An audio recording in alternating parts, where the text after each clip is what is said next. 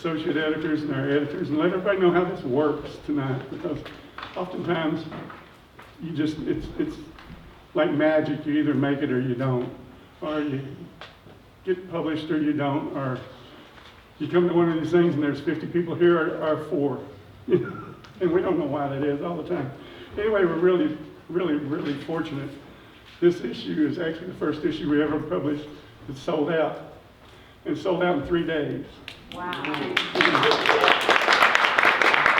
And if anybody knows what magic made that happen, will you please tell me what it was? I got a couple of announcements and then we'll get going with the program. The Texas Poetry Calendar 2021, you know these things happen a little ways in advance, is still open for submissions until the end of the month. The Poetry Calendar is treading water, and it's not winning right now, so anything you can do to help us out would be great. We put that information out, and there has been a surge of support, and I appreciate all that. But when I took it over, I took it over because I really didn't want to see it go. But the people that were publishing it were going. So please don't make me regret that. The new the Ocotillo review for the summer one is still open until the end of March 31st. And every other issue we do a theme issue, and the theme is food. If you have something that's amazing and it doesn't have to do with food, go ahead and send it. It's not all food. I mean, it would be a little much, wouldn't it? It'd be like eating a 10-course meal. But we are going to do food and put some food themed poems and nonfiction in there. We've picked up a few from the last, so we've got a start on that already.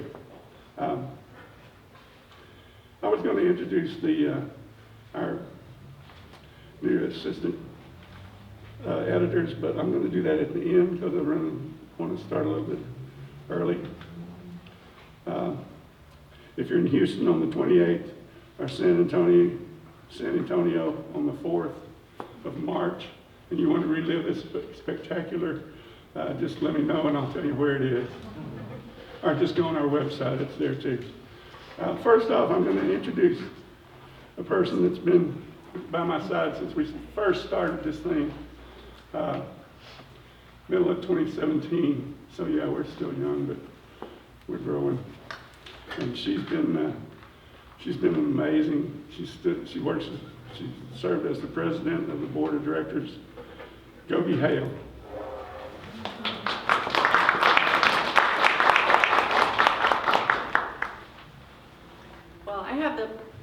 Hello everybody. I have the pleasure of introducing a featured speaker tonight, author of Virgin X, Mexico-born Natalia Treviño learned English from Sesame Street's Bert and Ernie. She has a master's in English from UT San Antonio and an MFA from the University of Nebraska. Her awards include the Alfred Cisneros del Moral Award, the Dorothy Sargent Rosenberg Award for Poetry, and the Menada Literary Award at the Ditit Enamit Poetry Festival in Macedonia. Sorry if I'm mispronouncing that. Her first book of poems, Lavando la Dirty Laundry, was a national and international awards finalist. Natalia's work appears in Border Senses, Borderlands, Voices de la Luna, the Taos Journal of Poetry and Art, Western Humanities Review, and several other journals and anthologies. Her novel, In Progress, is an immigration story about an undocumented teenage mother who negotiates a life in the U.S. while separated from her daughter. Please join me in giving a big welcome to Natalia Treviño.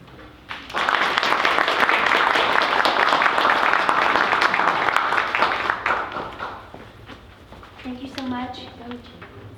Gogi, sorry. I love seeing it in my mind and then saying it with all those strong letters. It's beautiful.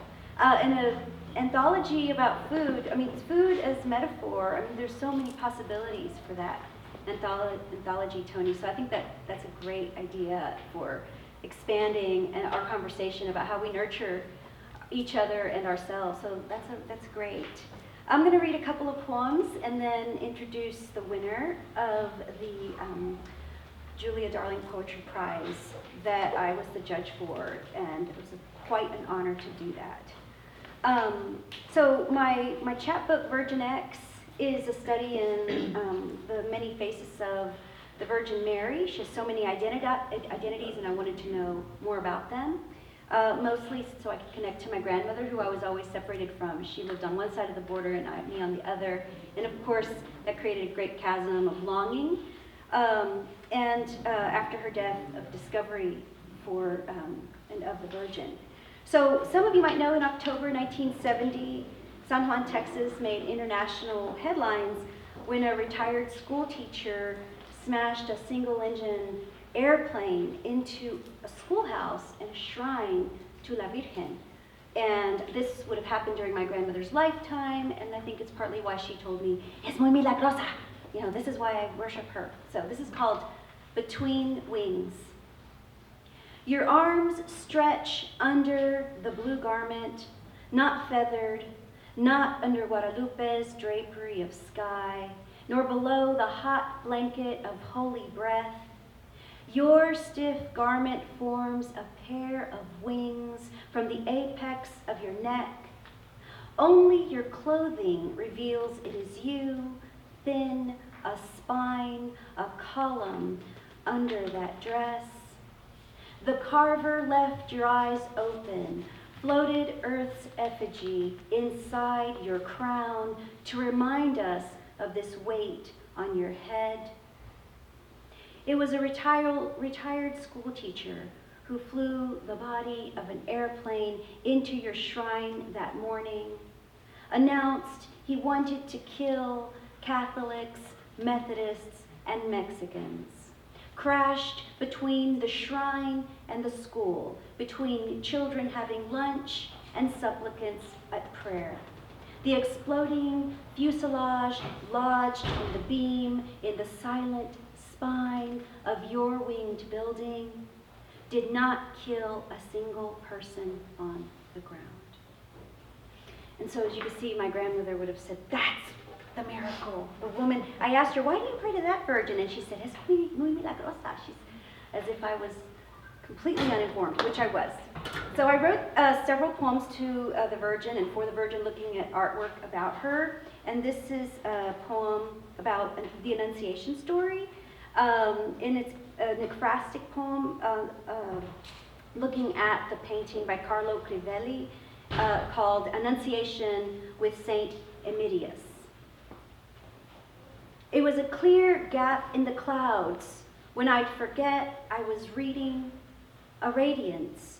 A silk thread dropped to lift my eye above my head so that it woke, drifted above Ocotillo blossoms, fingering the blank sky after rain.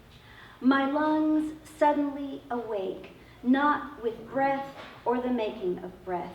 Sometimes, though, with the book, the endless dark sky of you became a teal-green cloth, a velvet I could fold around my body, and my eye escaped to sway above us both, a pendulum, and me, dust, a flicker, afloat in the shine.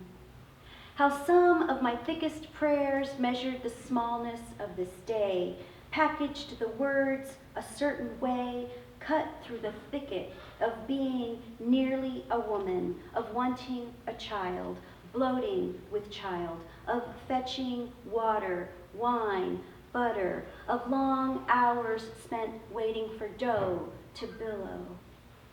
I was at the pool of sleep, near bored when it happened, thought it mere rain on my brow when I learned that light, earth, and her bright water had been aware all this time, knew of me. I'm going to do one more before I introduce John. Is John here? Yay. Maria Dolores, mother of sorrows, quilts. And this is looking at a quilt that my own grandmother Dolores, great-grandmother, created that's drawn in my mind, and imagining the Virgin doing such a thing, quilting. She sewed them from the old collected fabrics, gathered the colors, wanted to arrange them well. This tie dotted with green diamonds, this the rough cotton, color of sand, this the pinstripe, cream-stained apron, no money for new blankets, told herself the baby would grow into these colors, orange kitchen cloth with slips of brown leaf, her father's clothes among the few things she owned, his light blue wedding shirt, good for a pale sky if she could map out the bits of it correctly, dictate their final place in this big new picture that she drew with her needle and thread. The black pants, thin as tissue now, needed doubling to last as a part of the tree. Pines with the green tie, roses with the kerchief that was almost new, but more. She wanted more than a sky, evergreens, and the hint of scattered seeds. Things the baby would see as a man, a flower of gold sprouting from his mother's spirit. Flash of silver on the breast of a bird would have sewn the pieces together with her own veins if she could. He will grow into this picture, she told herself, of this child who would use it to hold his own one day.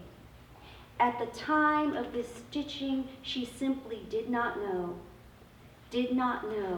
people could carry in them so much blood.